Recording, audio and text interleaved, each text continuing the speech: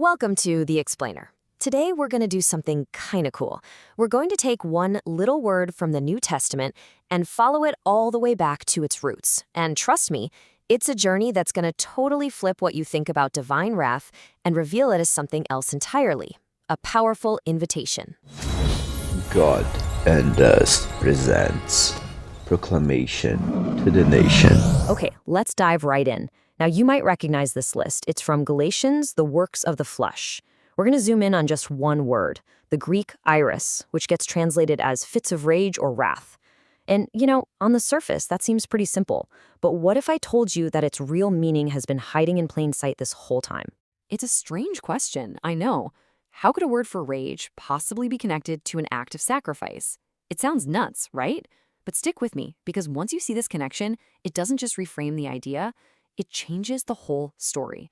So, to really get iris, we actually have to look at a different Greek word, theo. Now, it's not a direct linguistic root or anything, but it holds this powerful thematic key. Theo means to sacrifice, to slaughter an animal for a sacred offering, like the Paschal lamb. It's an act that's not about anger, but about preparation and dedication. Okay, so how on earth do you connect wrath and sacrifice? Well, the key is tucked away inside one of Jesus' most famous parables, where this word, Theo, actually plays a huge role. So in the parable of the wedding banquet, you've got this king throwing a feast for his son, and listen to how he announces it. The first thing he says is that a huge sacrifice, a theodeo, has been made. The cattle are slaughtered, everything's ready. And let's be really clear here. This sacrifice isn't just, part of the catering. It is the entire reason for the invitation. Okay, so the sacrifice is done, the banquet is all set up, the invitations are sent out, but this is where the drama really kicks in.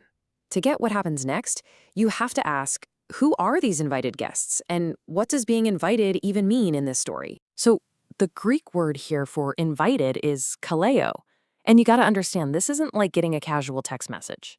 Kaleo is much stronger. It means to call out, to summon, and even more than that, it's personal. It's to call someone by their name, to give them a title.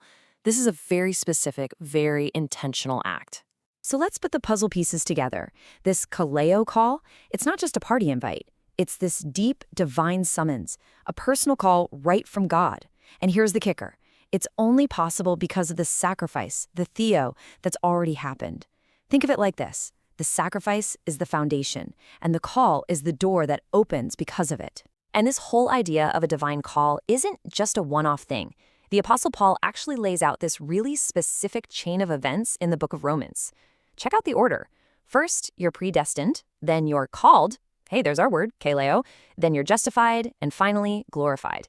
That Kaleo, that call, it's like this central hinge that the whole process of salvation swings on.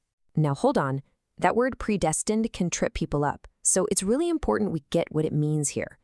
This isn't about God just randomly picking who goes to heaven and who doesn't. No, it's about God's foreknowledge. He knows ahead of time who is going to freely choose to say yes to that kaleo, that divine call, and who's going to say no. And that brings us right back to the big puzzle in the parable. The king has made this incredible sacrifice, the feast is ready, this personal kaleo call has gone out.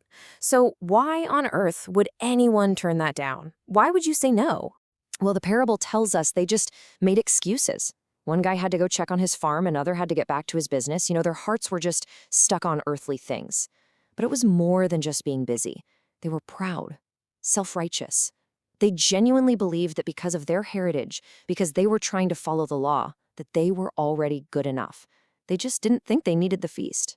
And this really lays out two totally different ways of responding to God's call. You have path number one, by works. That's where you try to earn your way in, you believe you've got it covered. Then there's path number two, by faith. And that's about humbly accepting the kaleo, that invitation as a free gift, a gift that was paid for by the theato, the sacrifice. Paul talks about this exact thing. He says that the first group that was invited, Israel, they were chasing righteousness by trying to follow the law through their own hard work. But they didn't get there. And why not? Because they treated it like a job, like something they could accomplish, instead of a gift you receive through faith. And here's the craziest irony of all. The very thing that was meant to be the foundation of their salvation, Christ, the ultimate sacrifice, it actually became a stumbling stone for them. Think about that. Because they were so busy trying to build their own ramp to God, they tripped right over the cornerstone that God himself had put in place for them. To put it simply, they stumbled because they saw the Kaleo call as a paycheck they had to earn, not a gift they could just accept. They were so focused on their own checklist, their own efforts, that they completely missed the main point. The Thuo, the great sacrifice, had already paid for the whole party. So in the end, the king looks out at all those empty seats, and he just opens the doors. He sends the invitation out to everyone. The Kaleo call becomes universal. And that brings our whole journey full circle, doesn't it? We started with a word that sounds like wrath, and we followed it to a sacrifice, which led to a divine call for all. The sacrifice is done, the call has gone out. So the only question left, the question the parable asks every single one of us, is, will you accept?